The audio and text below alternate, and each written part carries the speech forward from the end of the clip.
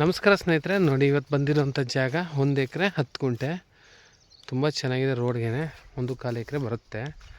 ತಾರ್ ರೋಡ್ಗೆ ಇಲ್ಲಿಂದ ಒಂದು 150 ಅಡಿ, ಇನ್ನೂ ಹೆಚ್ಚು ಕಮ್ಮಿ 200 ಅಡಿ ಹತ್ತಿರ ತಾರ್ ರೋಡ್ಗೆ ಇದೆ. ಆ ಬಾಳೆ ತನಕನೂ ಇದೆ.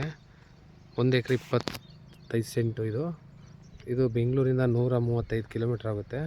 ಮೈಸೂರಿಂದ ಇಲ್ಲಿಗೆ 75 ಕಿಲೋಮೀಟ್ರ್ ಆಗುತ್ತೆ.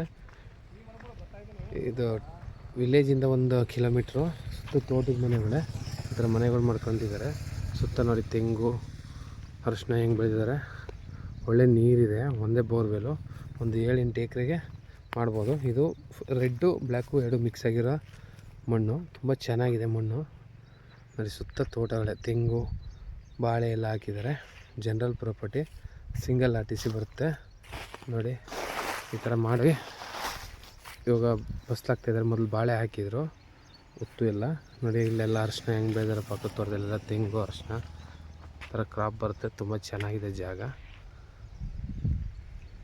ಒಳ್ಳೆ ಲೊಕೇಶನ್ ಇದೆ. ಹಿಂದೆ ಒಳ್ಳೆ ವ್ಯೂ ನೋಡಿ, ಹಿಂದೆಗಡೆ ವ್ಯೂ, ಸುತ್ತ ವ್ಯೂ ಇದೆ.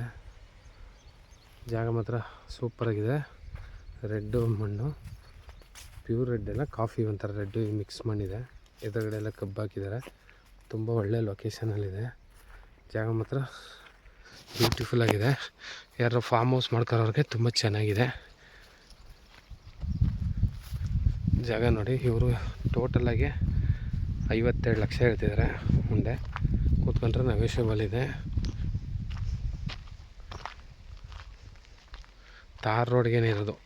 ಮೈನ್ ಹೈವೇ ರೋಡಿಂದ ಇಲ್ಲಿಗೆ ಒಂದು 500 ಮೀಟ್ರ್, 1 ಕಿಲೋಮೀಟ್ರು ಹೆಚ್ಚು ಕಮ್ಮಿ. ಹೈವೇಯಿಂದ 1 ಕಿಲೋಮೀಟ್ರು ಈ ತಾರ್ ರೋಡ್ಗೆ ಇರುವಂಥ ಜಾಗ. ನೋಡಿ ಅಕ್ಕಪಕ್ಕ ಮನೆಗಳು, ತೋಟದ ಮನೆಗಳು.